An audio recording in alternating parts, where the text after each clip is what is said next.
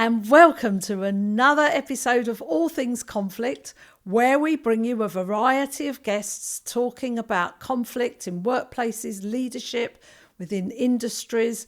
And today's guest is very special. Her name is Gio NotarBartolo, and she has been navigating conflict within a family business of generations in trying to address and influence the legacy of that family wealth. I think you're going to be really interested in what she has to say, particularly about social justice. So let's crack on.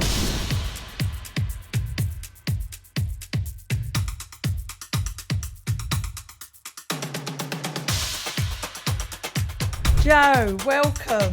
Thank you for coming onto the podcast, and it's great to see you, looking amazing, and you look all energised and beautiful. And how long have we known each other now? It's a few Well, years, isn't it? yes. Hi, Maria. Thank you for having me. I'm energized by being here with you, really, Oh, and almost a bit emotional.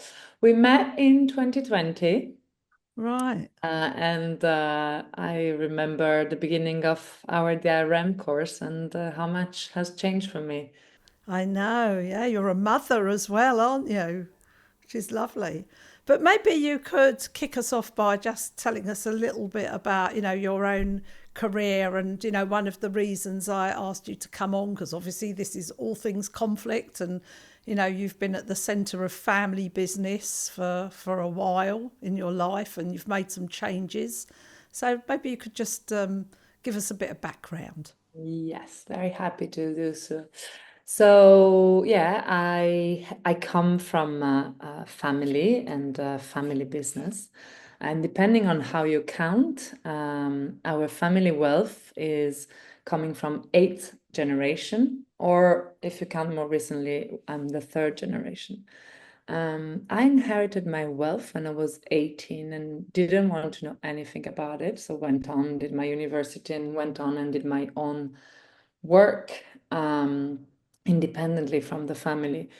And it took me about almost 10 years of my own career to actually find a way to take proper ownership of this wealth that I had not created, that was far larger of what I would have ever needed in my life and that I felt very uneasy with. And I was uneasy because I hadn't made it, because it was so large.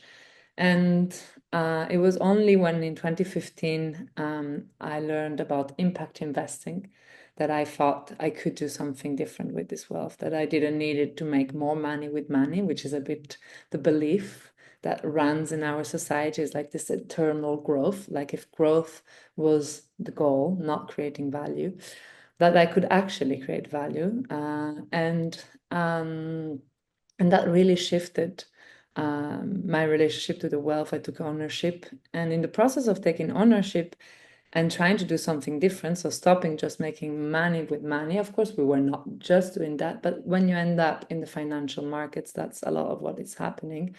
I feel like it's a little bit like playing Monopoly, and so yeah, so trying to do something different definitely didn't come as an easy, smooth ride. And that's a bit how I came to mediation, is to take decisions all together as a family. We're now 10 shareholders.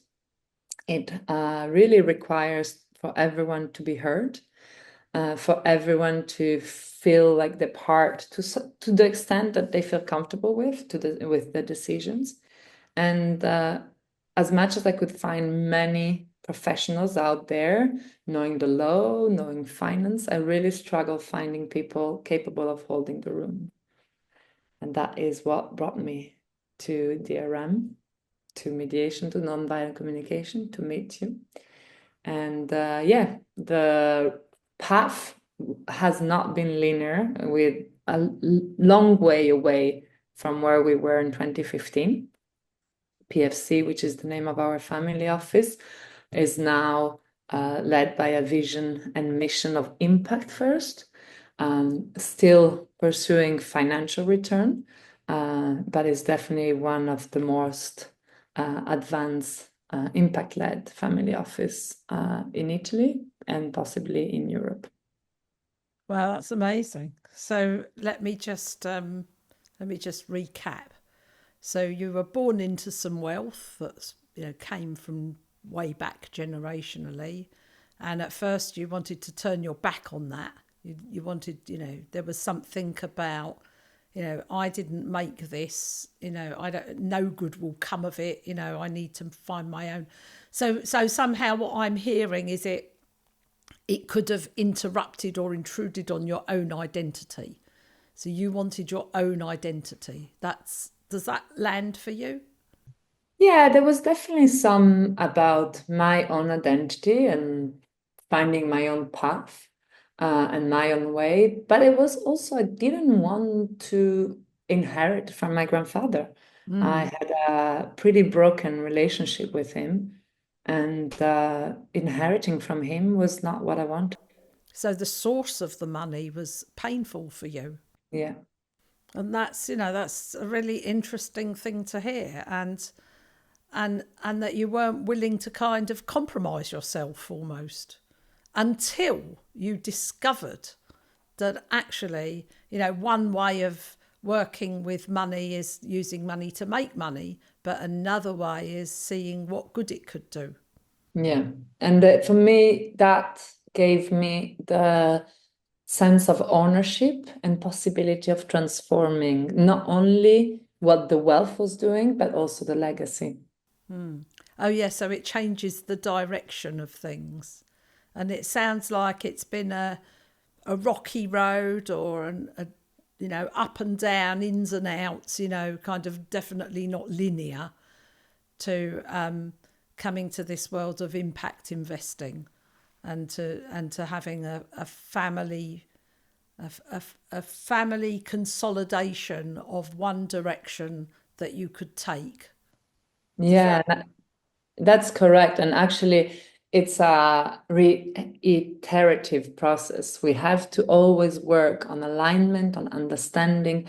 So we started this process of family constitution in 2018. The first time I asked if we could do something like that was 2016. It took me 2 years to actually get us around the table and agree that we needed to do something like that. The family constitution, for those who don't know, is a non-legally binding document, and that stipulates how the family wants to come together around a wealth or inheritance and value, defines values and mission.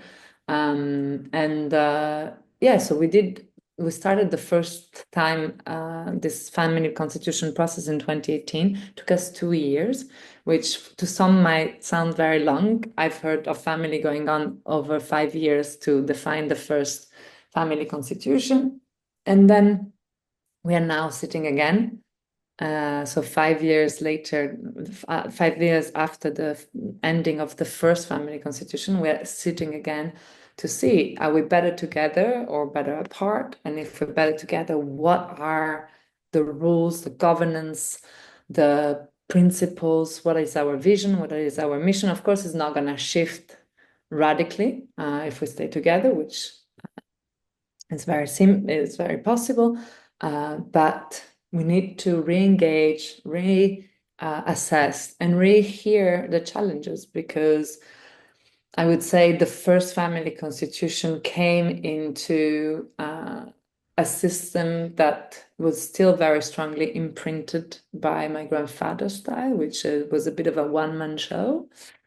And it was a system where there was a lot of collusion happening, and there was a fake harmony dynamic. And we've done the best we could with the tool we had at the time we did it.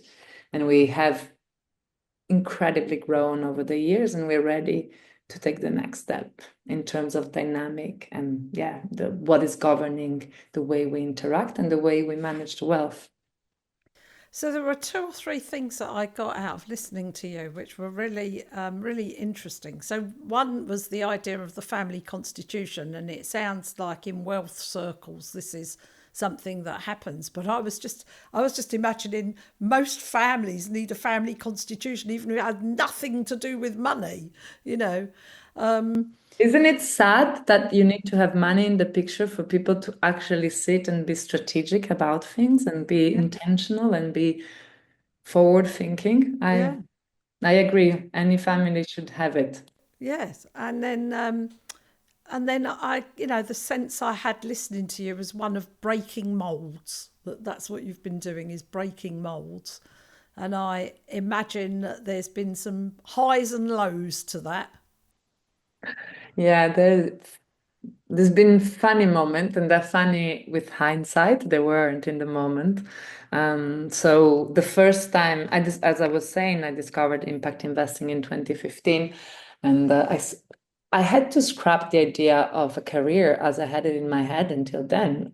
For me, a career was in a company that didn't belong to me or to my family, and it was a place where there was external validation, and I would, grow from a junior position to a senior position to a manager position to a director position. And maybe one day, if I was really capable, I would have become, C-suite.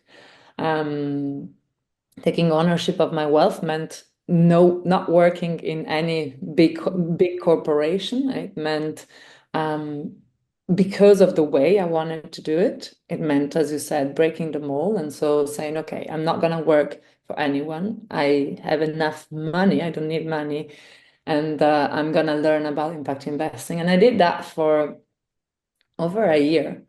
Um, and then I went to my family because I realized that the only way with my wealth, I could have a certain impact. With my family wealth, I could have an even larger impact. And then if, as a family, we were going out and speaking to other wealth holders and family office, then we could have an even larger impact. So this, so you know, when you say family constitution, and it took 2 years to sit down, and you know, I expect there were lots of well, you said that's the journey into mediation and the dialogue roadmap, and non-violent communication was finding somebody who could hold the space, not just do the numbers or the negotiating.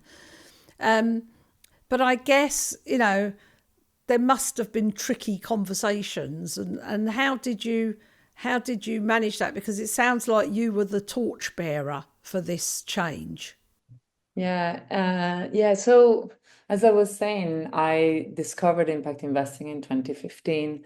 And what happened for me uh, after, scrapping the idea of a career is that I thought I want to be a catalytic. And so I want to move not just myself, but my family, and ideally other family and other individuals. And the way I started was after spending over a year educating myself on the topic, I went and presented to my family the concept of impact investing and how it actually tied, or I thought it might tie with the principle and the values of my great grandfather. The answer to the idea was, to me, quite underwhelming. And maybe the most positive answer was, yeah, you go and do it. Which I didn't feel, it felt more like, yeah, like this is something you could do. Um, and I went and I became an investor, never had a plan for it. I did study economics and did a MBA, but being an investor was never in my plans. I did develop a portfolio that was mirroring the portfolio of the family office to show them that we could do something very similar, having similar, if better, returns, but with a consideration of the environmental, social, and governance issue, but also with a thematic approach. And it's getting a bit technical here, but this is to say a little anecdote, which is when I started on the side of the listed equity portfolio, I had a direct early stage portfolio where there was really impact at heart. And when I started doing that kind of investment, my father asked me if I had spoken with my brother. And I was I found the question curious, and I said, yeah, of course I have, and I will speak more with him about it, but why are you asking so? And his answer was, because your brother studied these things. And I studied economics in a better university than my brother, did a MBA in like number top 3 MBA in the world. And so I knew it wasn't about what he had studied. It was just because he's the man and he's been doing investments, and you don't have the experience that he has. And my brother is 4 years younger than me, and it made me smile, but it also kind of like was a check with reality of the world that I was in. And I often am asked, or my brother asked me in the past, why I wouldn't go back and live in Italy. And this is one of the reasons, is that it's still a very old white male dominated world. So you're talking about breaking the mold. There is the mold of the Italian mold, the mold of finance, the mold of the beliefs that investment is for growth, for the sake of growth. And that might lead me to something that I really wanted to speak with you about, which is with hand in hand with maximizing profits goes minimizing tax paid. And that is pulling so much out of our society. And the industry of wealth defense, as some might call, is built around how can we just push profit with an externalization of cost on society and a privatization of the benefits. And then how can we minimize paying taxes? And I think this is all the way wrong. We need to invest to create value, not to create profit for the few, but value for the many. And paying taxes is our way to contribute. There is no need for philanthropy if the system was fair enough and redistributive enough. Yeah.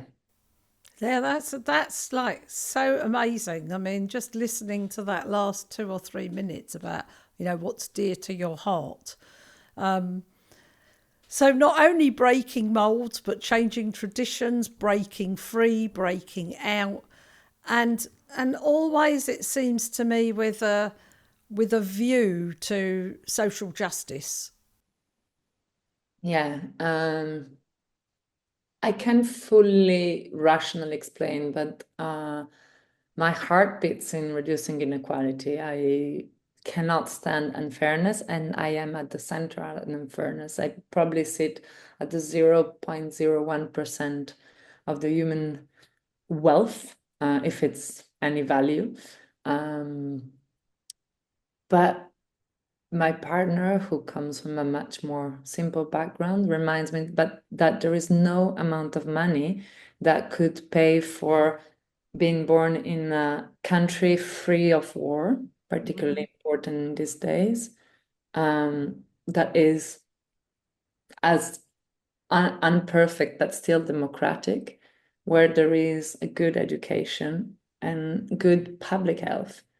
And if we do not realize that by leaving behind more than 50% of the population, we are losing the one thing that money cannot buy, we're just shooting ourselves on the foot. And this is me presenting the case for tax justice as a self-interested case. It is not, but at least it should be done as a smart thing to do.